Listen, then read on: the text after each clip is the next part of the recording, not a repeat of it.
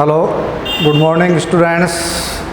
आज हम फिर एक जो अपना पिछला जो वीडियो था उसमें से आगे जो अपन ने पिछले वीडियो में जो चर्चा की थी गेहूं के उत्पादन के लिए जो भौगोलिक दशाएं थी उनके आगे अपन बात कर रहे हैं गेहूं के उत्पादन का विश्व वितरण, यानी जो संपूर्ण विश्व में जो अपने पास में संसाधन जो भूगोल अपना फर्स्ट पेपर चलता है उसमें जो अपने पास में गेहूं है उसका जो विश्व उत्पादन है वो कहाँ पर कितना प्रतिशत होता है।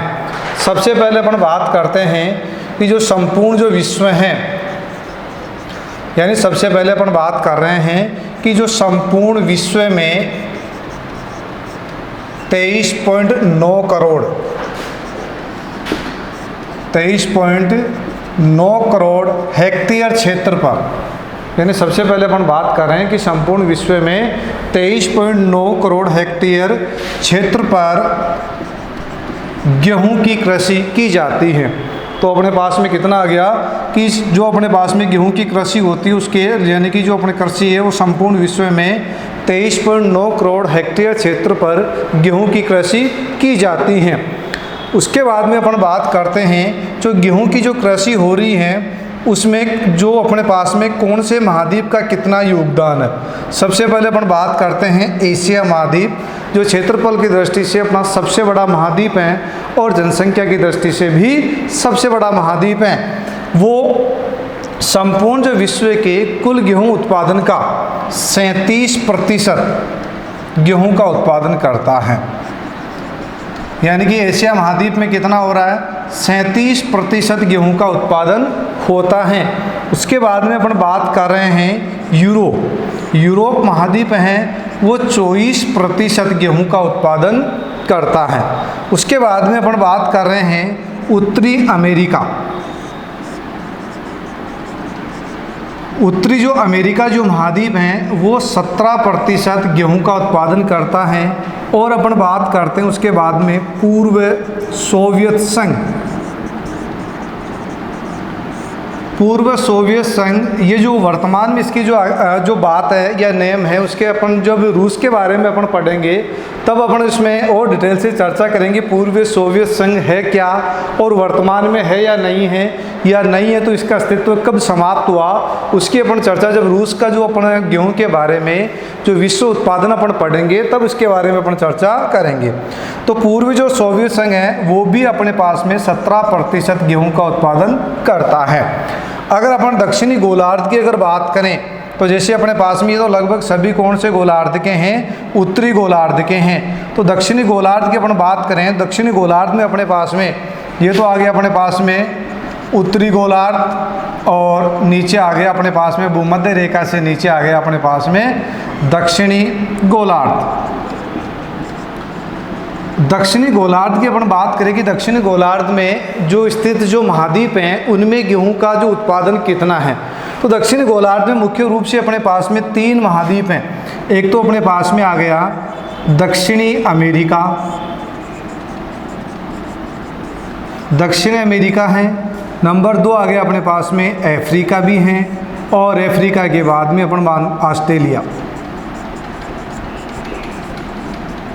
यानी कि जो दक्षिणी गोलार्ध में या भूमध्य रेखा के दक्षिणी भाग में स्थित अपने पास में मुख्य रूप से 3 महाद्वीप आ रहे हैं। दक्षिण अमेरिका आ गया, अफ्रीका महाद्वीप आ गया और ऑस्ट्रेलिया महाद्वीप आ गया। ये गेहूं उत्पादन में इनका कोई ज़्यादा विशेष योगदान नहीं है। ये तीनों महाद्वीप मिलकर कुल विश्व उत्पादन का 9% गेहूं का उत्पादन करते हैं। कौन कौन से? दक्षिण अमेरिका महाद्वीप, अफ्रीका महाद्वीप और ऑस्ट्रेलिया, ये तीनों मिलकर कुल जो अपने पास में गेहूं है उसका 9% गेहूं का उत्पादन करते हैं। ये तो आ गया प्रतिशत। अब उसके बाद में अपन बात करते हैं कि संपूर्ण जो विश्व का जो उत्पादन जो प्रति हेक्टेयर उत्पादन है वो कितना है, यानी कि संपूर्ण विश्व, ये तो अपने पास में क्षेत्रफल 23.9 करोड़ है। अब अपन बात कर रहे हैं उत्पादन की। संपूर्ण विश्व का जो औसत प्रति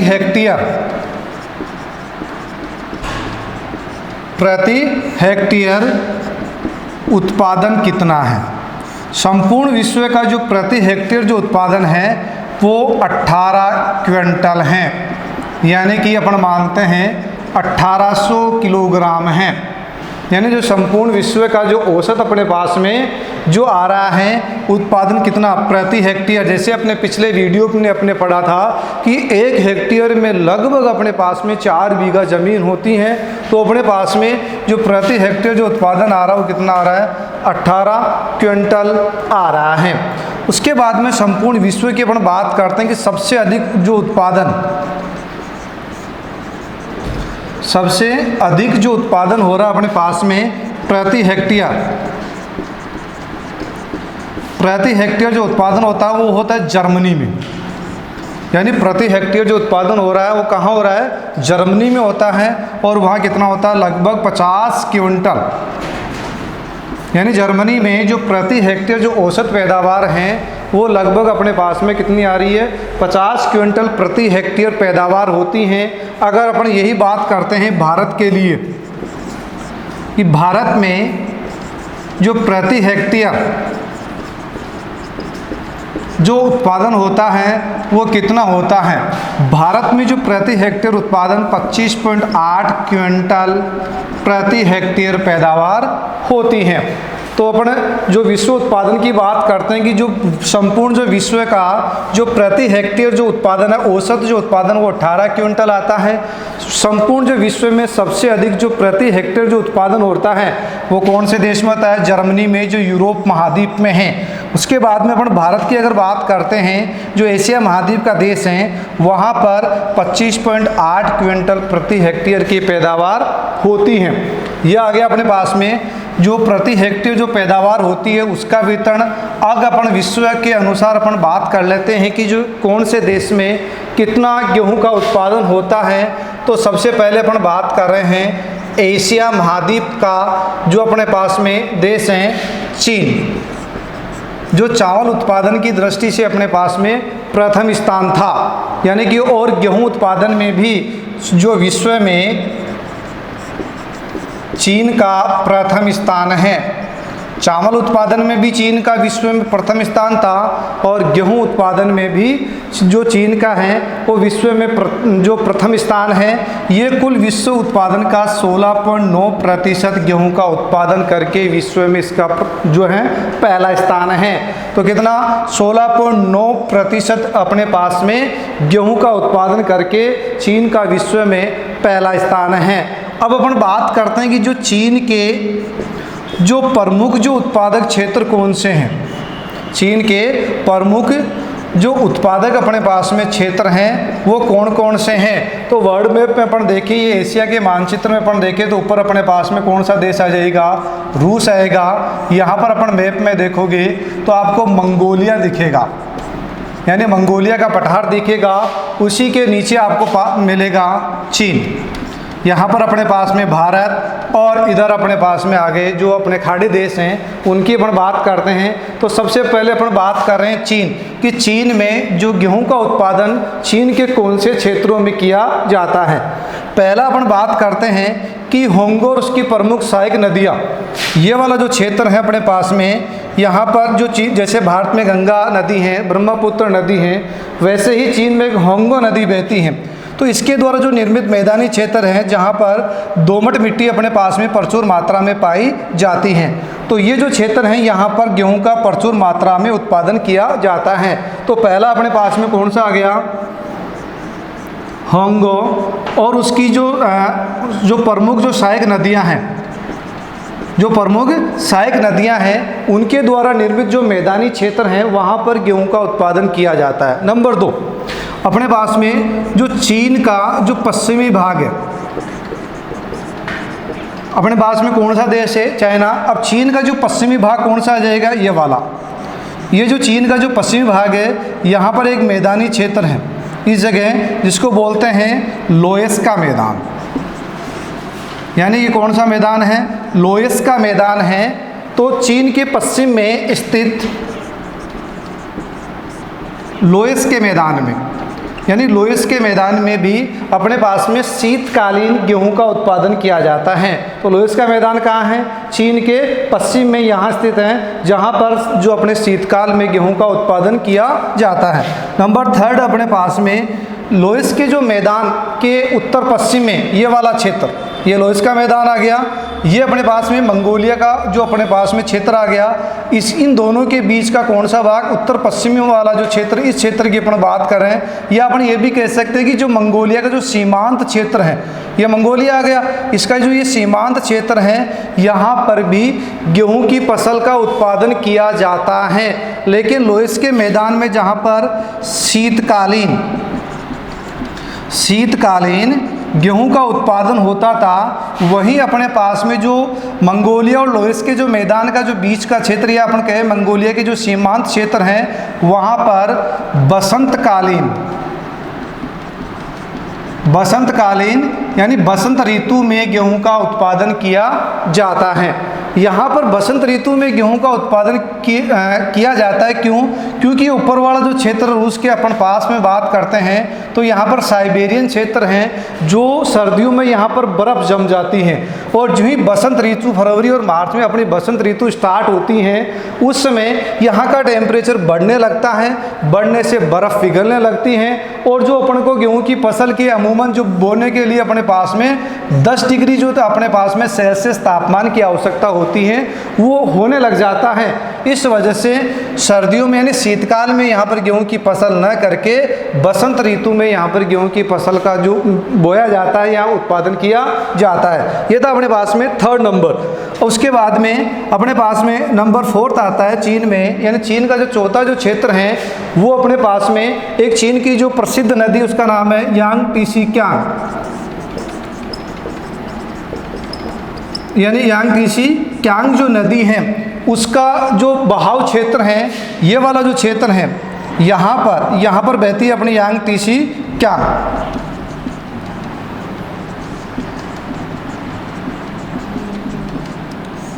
जो अपने पास में ये नदी है, इसके साथ में ये जो क्षेत्र है, इस क्षेत्र को बोलते हैं मंचूरिया का क्षेत्र।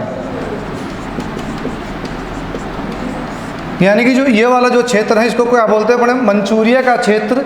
ये दोनों मिलकर भी गेहूं का उत्पादन करते हैं, और ये शीतकालीन गेहूं का उत्पादन यहाँ पर किया जाता है। कौन से? मंचूरिया क्षेत्र में, और यांगटीसी क्यांग नदी के द्वारा जो निर्मित मैदानी क्षेत्र हैं, वहाँ पर गेहूं का उत्पादन किया जाता है। तो ये थे अपने पास में 4 प्रमुख जो चीन के उत्पादक क्षेत्र था। पहला अपने पास में होंगो नदी वाला, दूसरा लोएस के मैदान वाला, उसके बाद में मंगोलिया और लोएस के मैदान के जो बीच वाला जो उत्तर पश्चिमी क्षेत्र था, वो भाग आ गया, या अपन कह सकते हैं कि मंगोलिया का जो सीमांत क्षेत्र है वहाँ पर, और चौथा अपने पास में मंचूरिया और यांगटीसी क्यांग नदी वाला क्षेत्र, जो चीन में प्रमुख उत्पादक क्षेत्र, जो कुल विश्व उत्पादन का 16.9% गेहूं का उत्पादन करके विश्व में चीन का पहला स्थान है। नंबर 2 अपन बात करते हैं, जिस प्रकार से चावल उत्पादन में जो दूसरे नंबर पर भारत का स्थान था, तो वैसे ही गेहूं उत्पादन में भी भारत का नंबर 2 स्थान है। यहाँ पर गेहूं की फसल रबी की ऋतु में बोई जाती है, यानी कि यहाँ पर रबी की जो ऋतु में गेहूं की फसल बोई जाती हैं। यहाँ पर जो फसल जो बोई जाती है, ऐसे क्षेत्र में बोई जाती है जहाँ पर जो वर्षा की जो मात्रा है, जो 75 सेंटीमीटर के आसपास होती हैं, उन क्षेत्रों में गेहूं की फसल बोई जाती है। इससे कम अगर बारिश होती है, तो वहाँ पर सिंचाई करके गेहूं की फसल का उत्पादन किया जाता है। फिर भी अपन भारत की अगर बात करते हैं, तो भारत में गेहूं की फसल का उत्पादन उन क्षेत्रों में अधिक हो रहा है जहां पर दोमट मिट्टी प्रचुर मात्रा में पाई जाती है, और ये दोमट मिट्टी जो पाई जाती है, वो उन क्षेत्रों में पाई जाती है जहां पर हिमालय से निकलने वाली जो नदियां हैं, उनके द्वारा जो निर्मित मैदानी जो क्षेत्र हैं, ये अपना मध्यवर्ती जो मैदानी क्षेत्र आ गया, पूर्वी अपना जो मैदानी क्षेत्र है, यहाँ पर जो अपने पास जो मैदानी क्षेत्र है, यहाँ पर गेहूं का भारत में प्रचुर मात्रा में उत्पादन किया जाता है। जैसे अपन भारत की बात करें कि एक तो आ गया अपने पास में मध्यवर्ती मैदानी भाग, मध्यवर्ती मैदानी भाग का अपने पास में आ गया एक तो उत्तरी भाग, और दूसरा आ गया इसमें पश्चिमी भाग। यानी जो मध्यवर्ती जो मैदानी भाग है, ये वाला जो भाग है, एक तो इसका उत्तरी भाग आ गया, एक इसका ये जो पश्चिमी भाग है, ये दोनों मिलकर भारत में जितना भी चावल का उत्पादन होता है, उसका 75% चावल का उत्पादन करता है। चावल उत्पादन में भारत का दूसरा स्थान है और वे विश्व के कुल उत्पादन का 12.4% चावल का उत्पादन करता है। जहां अपने पास में चाइना 16.9% था, वहीं भारत 12.4% चावल का उत्पादन करता है। भारत की अपन बात करते हैं कि भारत में जो प्रमुख जो उत्पादक जो राज्य हैं, तो जैसे अपने पास में चावल उत्पादन में भारत का सबसे पहले नंबर पर जो आता था पश्चिम बंगाल आता था। तो पश्चिम बंगाल के पास का ही जो सबसे बड़ा राज्य अपना जनसंख्या की दृष्टि से है और वो है अपने पास में उत्तर प्रदेश। यानी कि जनसंख्या की दृष्टि से जो भारत का सबसे बड़ा राज्य है उत्तर प्रदेश, वो गेहूं उत्पादन में पहले नंबर पर है। यानी कि गेहूं उत्पादन में भारत में जो सबसे बड़ा राज्य है वो कौन सा है अपने पास में? उत्तर प्रदेश। उत्तर प्रदेश के बाद में पंजाब आता है अपने पास में, पंजाब है, राजस्थान है, मध्य प्रदेश है, इन राज्यों में किया जाता है। इनके अलावा अगर अपन बात करें बिहार में, कर्नाटक और छत्तीसगढ़ में भी गेहूं का उत्पादन किया जाता है। अपन उत्तर प्रदेश की बात करते हैं और उत्तर प्रदेश का जो प्रथम स्थान है। और भारत में जो गेहूं की अपन थोड़ी सी अगर अपने इतिहास की अपन बात करें कि गेहूं का उत्पादन 1951 में कितना था और वर्तमान समय में कितना हो रहा है और क्यों हो रहा है, इसका रीज़न क्या है। अगर अपन 1951 की बात करते हैं तो भारत में जो प्रति हेक्टेयर जो पैदावार थी वो बहुत ही कम थी, मात्र 640 किलोग्राम प्रति हेक्टेयर पैदावार होती थी। यानी 1951 की अगर अपन बात करें तो भारत में मात्र 640 किलोग्राम प्रति हेक्टेयर जो अपने पास में गेहूं की फसल का उत्पादन होता था, जो वर्तमान समय में बढ़कर 25.8 जो अपने पास में क्विंटल प्रति हेक्टेयर हो गया है। यानी कि अपन बात कर रहे हैं कि जो वर्तमान समय में कितना हो गया, 25.8 क्विंटल जो प्रति हेक्टेयर बढ़ गया। ये सब जो कारण है वो अपने पास में जो 1966-67 में जो अपने पास में हरित क्रांति की जो शुरुआत हुई थी, उस हरित क्रांति के बाद में गेहूं की फसल में सिंचाई के साधनों का समावेश हुआ और जो रासायनिक खाद हैं उनका जो समावेश होने के साथ साथ जो उन्नत किस्म के जो बीजों का जो आया, उसकी वजह से भारत में लगातार जो है गेहूं की फसल का उत्पादन बढ़ता गया। और जो हरित क्रांति का जो सबसे बड़ा इफेक्ट जो प्रभाव पड़ा था वो गेहूं की फसल पर ही पड़ा था। यह था दूसरा अपने पास में प्रमुख उत्पादक क्षेत्र, वो है अपने पास में भारत। तीसरा जो अपन बात करते हैं कि जो विश्व का जो प्रमुख उत्पादक देश हैं वो अपने पास में है रूस। रूस की अगर अपन बात करते हैं, रूस अपन जिस उत्पादन में तो इसका 3rd नंबर आता है, लेकिन अगर क्षेत्र की अगर बात करते हैं अपन, किसकी बात, क्षेत्र की अपन बात करते हैं तो संपूर्ण विश्व में क्षेत्र के जो गेहूं की फसल बोई जाती है उसके हिसाब से जो रूस का प्रथम स्थान आता है। किसके हिसाब से? क्षेत्र के हिसाब से इसका प्रथम स्थान आता है। यहाँ पर जो लगभग 62 मिलियन हेक्टेयर क्षेत्र में गेहूं की कृषि की जाती हैं। ये जो 62 मिलियन हैं वो संपूर्ण विश्व का 1/4 यानी कि लगभग 25% भूभाग जो गेहूं के अंतर्गत हैं या क्षेत्र हैं वो रूस में स्थित हैं। 25%। यहाँ पर जो गेहूं की कृषि के लिए जो प्रसिद्ध विश्व प्रसिद्ध जो मिट्टी है वो है अपने पास में चरनोजम। यानी कि चरनोजम यहाँ पर मिट्टी पाई जाती है जो विश्व प्रसिद्ध या गेहूं की फसल के लिए सबसे उपयुक्त मिट्टी होती है। इस मिट्टी को ब्लैक अर्थ भी कहा जाता है। यानी कि अपने पास में जो चरनोजम मिट्टी है उसको ब्लैक अर्थ के नाम से भी इसको जाना जाता है, जो गेहूं की फसल के लिए उत्पादन के लिए सबसे अच्छी मिट्टी मानी जाती हैं। इसके बाद अपन बात करते हैं कि जो रूस जो उत्पादन किया गया क्षेत्र की अपन बात करते हैं, वर्तमान में इसका जो क्षेत्र कम हो गया वो किस कारण से हुआ कि रूस से पहले जैसे अपने शुरू में पढ़ा था कि पूर्व सोवियत संघ, इस जो पूर्व सोवियत संघ है वो वर्तमान में अपन को रूस के रूप में दिख रहा है। ये जो रूस हैं इसमें पहले 15-16 जो अपना मानते यूरोप के देश भी शामिल थे और कुछ एशिया के भी देश, ये सब मिलकर सोवियत संघ बनता था। यानी जो अब लगभग अपन बात करते हैं 1917 के आसपास इसका गठन हुआ था, लेकिन 1991 क्रिसमस अपने पास में डे आता है, उसके आधी रात को जो अपने पास में 25 दिसंबर को आता है, दिसंबर 1991 को इसको विघटन हो गया, और विघटन होने के बाद में ये लगभग अपने पास में 16 कंट्रीज में बट गया। इस वजह से वर्तमान में रूस हैं, और 1991 से पहले यानी कि अपने पास में 25 दिसंबर 1991 से पहले इसको सोवियत संघ के नाम से इसको जाना जाता है। इसलिए वर्तमान में इसके पास में क्या शब्द लग गया? पूर्व सोवियत संघ। पूर्व सोवियत संघ की अपन बात कर लेते हैं तो ये था। उसके बाद में यहाँ पर जो प्रमुख जो उत्पादक जो क्षेत्र हैं उसमें अपन बात कर रहे थे कि जो अपने ब्लैक जो अर्थ है, चरणोजम मिट्टी जो प्रमुख उत्पादक क्षेत्र हैं, यहाँ पर इसके साथ में ये जो मिट्टी वाला जो क्षेत्र इसके उत्तर में अपने पास में कौन सा क्षेत्र है? ये वाला अपने पास में साइबेरियन क्षेत्र के नाम से इसको जाना जाता है। यानी ये जो क्षेत्र है अपने पास में कौन सा है? साइबेरिया का क्षेत्र है। इस साइबेरियन क्षेत्र में ये वाला जो क्षेत्र यहाँ पर स्टेपीज जो घास के मैदान हैं, यानी विश्व प्रसिद्ध जो घास के मैदान है, स्टेपीज घास के मैदान, यहाँ पर बसंतकालीन गेहूं की कृषि प्रचुर मात्रा में की जाती है।